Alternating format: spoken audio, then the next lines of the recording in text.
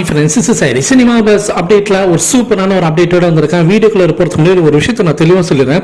அதாவது Sun pictures நேற்று அஃபிஷியலாக அனௌன்ஸ்மெண்ட் பண்ணிட்டாங்க, படத்தோடைய வசூல் என்னன்றதை அவங்க சொல்லிட்டாங்க. ஆனால் அப்படி இருந்துமே கூட ஒரு சில பேர்ல வந்து யூடியூப் சேனல் வச்சு நடத்துறவங்க வந்து இல்ல சன் பிக்சர்ஸ் போய் சொல்றாங்கன்ற தோரணையில அவங்க பேசுறாங்க. அண்ணாத்த படம் வந்து அந்த அளவுக்கு வசூல் ஆகிறதுக்கு வாய்ப்புகள் இல்லை அப்படின்ற மாதிரி பேசுறாங்க. இவங்க உண்மையாலுமே லூசா இல்ல லூசு மாரி நடிக்கிறாங்களான்றது அவங்க தான் விளக்கணும், நமக்கு தெரியல. ஏன்னா அஃபிஷியலா பார்த்தீங்கன்னா ப்ரொடியூசருக்கே தெரியாத ஒரு விஷயத்தை இவங்க சொல்றதெல்லாம் வந்து யாராலுமே வந்து ஏத்துக்கவே முடியாத விஷயமா இருக்கு. ப்ரொடியூசர் சொல்லிட்டாரு, ஓப்பனா சொல்லிட்டாரு, படத்தோட வசூல் இதுதான் அப்படின்ற மாதிரி அவங்க நேற்றுக்கு அஃபிஷியலா சன் பிக்சர்ஸ் ரீட்வீட் பண்ணிட்டாங்க. நேற்றுக்கு அந்த ஒரு விஷயம் நம்ம பார்த்தாச்சு.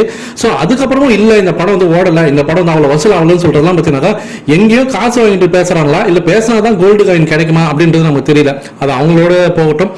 இதுல என்ன விஷயம் அப்படின்னு பார்க்கும்போது யூடியூப்ல ஒரு ரெக்கார்டு படைச்சாதான் அந்த படம் வந்து பாக்ஸ் ஆஃபீஸ்ல வசூல் படைக்கணும்ன்றது அவசியமே கிடையாது.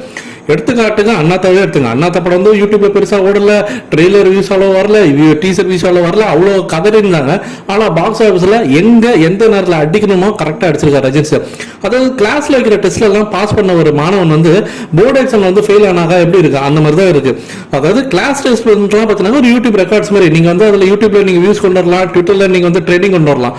ஆனா உண்மையாலுமே உன்னுடைய டெஸ்ட் உன்னுடைய அந்த இது எங்க வந்து நிரூபணம் ஆகுனாக்கா நீ வந்து போர்டு எக்ஸாம்ல பப்ளிக் எக்ஸாம்ல நல்ல ஒரு ஸ்டேட் ஃபர்ஸ்ட் எடுத்ததான். தலைவரை அதை கரெக்டா அடிச்சுட்டு பாக்ஸ் ஆஃபீஸ்ல அடிச்சு நொறுக்கினுக்கு 2 நாள்ல 100 கோடி வசூல் வந்துருச்சு.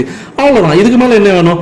அதுதான் சொல்றது. நீ வந்து மக்கு மாரி வந்து பிட் அடிச்சு நீ யூடியூப்ல வந்து நீ வியூஸ் கொண்டு வரலாம், பாட்ஸ் யூஸ் பண்ணி வியூஸ் கொண்டு வரலாம், இல்ல ஃபேக் ஐடி கொண்டு வந்து நீ வந்து ட்விட்டர்ல வந்து ட்ரெண்டிங் பண்ணலாம். ஆனா பாக்ஸ் ஆஃபீஸ்ல மக்கள் வந்து நேர்ல வந்து பார்த்தாதான் வசூல் வரும். அது உண்மையாலுமே ஒரு பப்ளிக் எக்ஸாம் மாதிரி தான். அதுல ஃபெயில் ஆனாக்கா மக்கு மாரி உட்காந்து தான் இருக்கணும். சோ அதுதான் இங்க இருக்கக்கூடிய ஹேட்டர்ஸ் எல்லாம் பண்ணி இருக்காங்க. பார்ப்போம். இப்ப விஷயத்துக்கு வரும். பாக்ஸ் ஆஃபீஸ்ல ஒரு தாறுமாறான ஒரு ரெக்கார்டு படைச்சிருக்காரு. அதாவது வெளிநாடுகளில் பார்த்தீங்கன்னாக்கா இப்போ ஷோஸ் வந்து இன்க்ரீஸ் பண்ணிருக்காங்க. இது வந்து எனக்கு தெரிஞ்ச தமிழ் சினிமாவில் இது ரொம்ப ரொம்ப ரேர். இந்த விஷயம் அது தலைவருக்கு மட்டும் தான் நடக்கும். ஸோ ஏற்கனவே ஒரு 2-3 படத்துல நடந்திருக்கு தலைவர் படத்துக்கு. ஆனால் இந்த முறை இன்னும் சூப்பரா நடந்திருக்கு. என்ன அப்படின்றத நம்ம பார்த்துருவோம். அதாவது இப்போ கியூப் சினிமாஸ் அவங்க தான் இந்த படத்தோட டிஸ்ட்ரிபியூட்டர் ஓவர்சீஸ்ல அவங்க என்ன போட்டிருக்காங்க அப்படின்னு பார்க்கும்போது லேட்டஸ்ட் ட்வீட்ல new theatre alert for Annaatthe Regal movies Plamoto Grand Stadium 16 added in the US due to public demand. 2 shows in this weekend at 6:30 PM அப்படின்ற பேர் போட்டிருக்காங்க.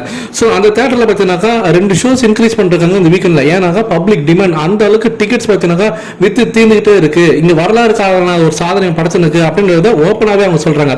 இன்னொரு பக்கம் பார்த்தீங்கன்னாக்கா பிரான்ஸ் நாட்டில் வந்து முதல் முறையாக ஒரு இந்தியன் மூவி வந்து ஐகானிக் தியேட்டர்ல வந்து ரிலீஸ் ஆகுதுங்க.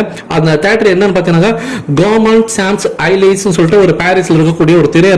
இந்த திரையரங்குல ரிலீஸ் ஆகக்கூடிய முதல் இந்தியன் மூவி இதுதான். இந்த படம் பார்த்தீங்கன்னா இன்னைக்கு இப்போ இந்த நைட் 8 மணிக்கு இப்போ வந்து ரிலீஸ் ஆக போகுது. அடுத்த ஒரு நாட்டில் முதல் காட்சி அங்கே திரையிடுறாங்க. ஸோ ஒரு மிகப்பெரிய வரலாற்று சாதனை சொல்லலாம். ஏன்னா இது வரைக்கும் எந்த ஒரு இந்தியன் மூவிஸ் ரிலீஸ் ஆகக்கூடிய ஒரு இடத்துல ரஜினி சார் வந்து இப்போ முதல் முறையாக பார்த்தீங்கன்னா கால்தாளம் பதிக்கிறாரு. இந்தியன் சினிமாவுக்கு பார்த்தீங்கன்னா ஒரு புதிய ஒரு வழிகாட்டுதலா இருந்திருக்காரு. சரி, இதெல்லாம் தாண்டி நாளைக்கு அதாவது 7ஆம் தேதி நாளைக்கு சண்டே அதிகாலையில் பார்த்தீங்கன்னா 12:45 ஷோ போடுறாங்க, 3:30 மணிக்கு ஷோ போடுறாங்க. ஸோ டிபிவி என்ற மல்டிபிளெக்ஸ் தியேட்டர் பார்த்தீங்கன்னா அதிகாரப்பூர்வமாக இப்போ அறிவிச்சிருக்காங்க. ஸோ நாளைக்கு மக்களுடைய இந்த பேர் ஆதரவுடன் நாளைக்கு அதிகாலை 3:15 ஷோ 12:45 நாங்கள் ஷோ போடுறோம். இன்னைக்கு அவங்க 1:45 ஷோ போட்டிருக்காங்க. நேத்திக்கு பார்த்தீங்கன்னா 2:45 ஷோ போட்டிருக்காங்க. படம் வந்த அன்னைக்கு பார்த்தீங்கன்னா காலையில் ஷோ போட்டிருக்காங்க. எனக்கு தெரிஞ்சு உலக சினிமாலே பார்த்தீங்கன்னா ஒரு நடிகரோட படத்தை தொடர்ச்சியா 4 நாளைக்கு பார்த்தீங்கன்னாக்கா மிட் நைட்ல அதாவது விடிகாலையில ஷோஸ் அதாவது 1 மணி ஷோ 12:45 ஷோ 2 மணி ஷோ எல்லாம் போடுறது இதுதான் முதல் முறை. யாருக்குமே இப்படி நடந்ததா சரித்திரமே கிடையாது. ஏன்னா முதல் நாள் போடலாம், படம் வந்த அன்னைக்கு பார்த்தீங்கன்னா அதிகாலையில 2 மணி ஷோ போடுவாங்க, 1 மணிக்கெல்லாம் ஷோ போடுவாங்க. மிஞ்சி போனா அடுத்த ஒரு நாள் போடுவாங்க. ஆனா அதுவே எனக்கு தெரிஞ்சு இது வரைக்கும் யாருக்கும் நடக்கலன்னு நினைக்கிறேன். ரஜினி சாருக்கு 3வது நாள், இப்ப நாளைக்கு 4வது நாள் நடக்குது. ஸோ இதெல்லாம் வந்து தாறுமாறான சாதனை தான் சொல்லணும். படம் ஓடல, படம் வந்து மக்களுக்கு விரும்பல அப்படின்னு சொல்றாங்க. இங்க டிக்கெட்டுக்கு டிமாண்ட் தாங்க முடியாம போச்சுனாக்கா அதாவது 4வது நாள் நாங்க விடிய காலையில் 1 மணிக்கு போடுறோம், அதுக்கும் வந்து தியேட்டர் ஃபுல் ஆகுதுனாக்கா இதெல்லாம் தாறுமாறுங்க.